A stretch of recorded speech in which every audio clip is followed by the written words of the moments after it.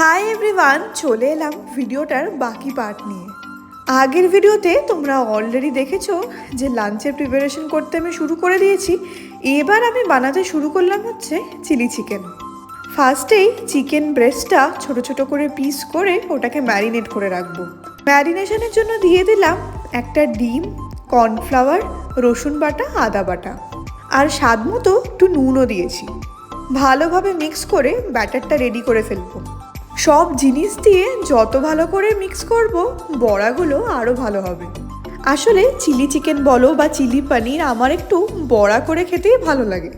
এরপর হলো আসল কাজ, বড়াগুলো ভাজতে হবে। আমাকে দেখেছো আমি কোথায় গিয়ে দাঁড়িয়েছি? তো এক রাউন্ড ভাজা হতে দিয়ে আমি চলে গেলাম সবজি কাটতে।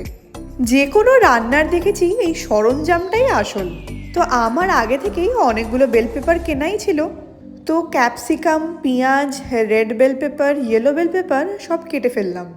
এরপর ওই সেম কড়াইয়ে দিয়ে দিলাম আমি রসুনটাকে একদম কুচি কুচি করে কেটেছিলাম। এরপর সবজিগুলো ভালো করে ধুয়ে নিয়ে ওই কড়াইতে দিয়ে দেবো। চলে যাচ্ছে এরপর 1 চামচ মতো ভিনিগার, তার সাথে 1 চামচ মতো সয়া সস। এরপরেই আমি দিয়ে দেব টমেটো সস, যেটার জন্য টেস্টটা আরও ভালো হয়। চিলি চিকেন বানাতে কিন্তু খুব একটা বেশি টাইম লাগে না। একদম শেষের দিকে দিয়ে দিচ্ছি নুন আর স্বাদ মতো চিনি। সসে ভালো করে টস করে নিয়ে ওই যে ভেজে রাখা চিকেনগুলো সব দিয়ে ফেললাম। ভালো করে মিক্স করে নেব আর আমার রেডি হয়ে গেল চিলি চিকেন।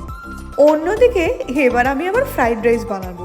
ভাত তো অলরেডি হয়ে গেছে, একটাই মুশকিল হয়েছে, ভাতটা একটু বেশিই সেদ্ধ হয়ে গেছিলো। তো যাই হোক, ফ্রাইড রাইসের জন্য আগে তেলের মধ্যে আমি একটু পেঁয়াজ দিয়ে দিলাম আর তার মধ্যে চলে যাচ্ছে একটা ডিম। বেশি কিছু আমি আজকে আর ফ্রাইড রাইসে দেবো না, এই পেঁয়াজ আর ডিম, তার সাথে দেব স্বাদ মতো নুন আর গোলমরিচ। ভাতটা দেওয়ার পর সামান্য একটু সয়া সস আমি দিয়ে দিয়েছি। তো ব্যাস, চটজলদি আমার রেডি হয়ে গেল দুপুরের লাঞ্চ। রান্নাতে কম টাইম লাগুক আর বেশি টাইম, কষ্ট একই রকম হয়। আর এর মধ্যে হলো কি, ভাবলাম রান্না শেষ করে ভালো করে একটু ভিডিও নেব, তারই মাঝখানে হয়ে গেল কারেন্ট অফ। তো যাই হোক, অতি কষ্টে বাইরের আলোতে তোমাদের এই ভিডিওটা আমি শেয়ার করলাম। লাঞ্চ তো দারুণ হয়েছিল। রাতের ডিনারেও আজকে শুধু পরোটাটাই করে নিয়েছি। তো দেখা হবে আবার একটা নতুন ব্লগে। টাটা।